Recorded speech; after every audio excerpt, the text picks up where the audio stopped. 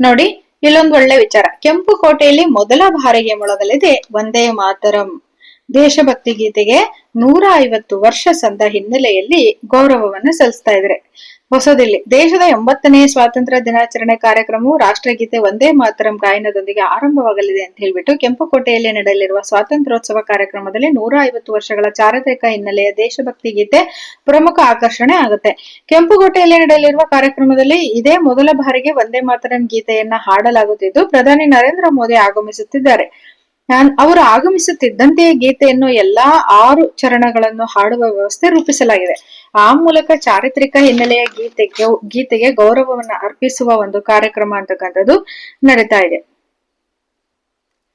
ನೋಡಿ, ರಾಷ್ಟ್ರೀಯ ಗೀತೆ ವಂದೇ ಮಾತರಂ ಗಾಯನ ಬಳಿಕ ಪ್ರಧಾನಿ ನರೇಂದ್ರ ಮೋದಿ ಧ್ವಜಾರೋಹಣ ನೆರವೇರಿಸ್ತಾರೆ. ರಾಷ್ಟ್ರಗೀತೆ ಬಳಿಕ ಅವರು ದೇಶವನ್ನು ಉದ್ದೇಶಿಸಿ ಮಾತನಾಡ್ತಾರೆ. ಜೊತೆಗೆ ಬಳಿಕ ಸಶಸ್ತ್ರ ಪಡೆಗಳು, ದಿಲ್ಲಿ ಪೊಲೀಸ್ ತುಕಡಿಗಳ ಪಥಸಂಚಲನ ಹಾಗೂ ಶಾಲಾ ಮಕ್ಕಳು ಕಲಾ ತಂಡಗಳಿಂದ ಸಾಂಸ್ಕೃತಿಕ ಪ್ರದರ್ಶನ ಕೂಡ ನಡೆಯುತ್ತೆ.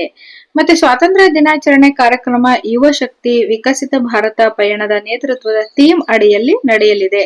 ದೇಶದ ಅಭಿವೃದ್ಧಿಯಲ್ಲಿ ಯುವ ಭಾರತೀಯರು ವಹಿಸಲಿರುವ ಪಾತ್ರದ ಮೇಲೆ ಸರ್ಕಾರದ ಗಮನ ಹರಿಸುತ್ತದೆ ಎಂಬ ಸಂದೇಶ ನೀಡುವ ಉದ್ದೇಶವನ್ನ ಇದು ಹೊಂದಿದೆ.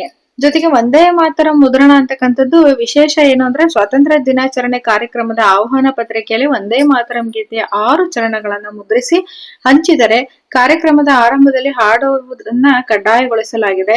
ರಾಷ್ಟ್ರಗೀತೆಗೆ ಅವಮಾನ ಮಾಡುವುದನ್ನು ಅಪರಾಧ ಕೃತ್ಯವೆಂದು ಪರಿಗಣಿಸುವ ವಿಧೇಯಕವನ್ನ ಇತ್ತೀಚೆಗೆ ಸಂಸತ್ನಲ್ಲಿ ಅಂಗೀಕರಿಸಲಾಗಿದೆ.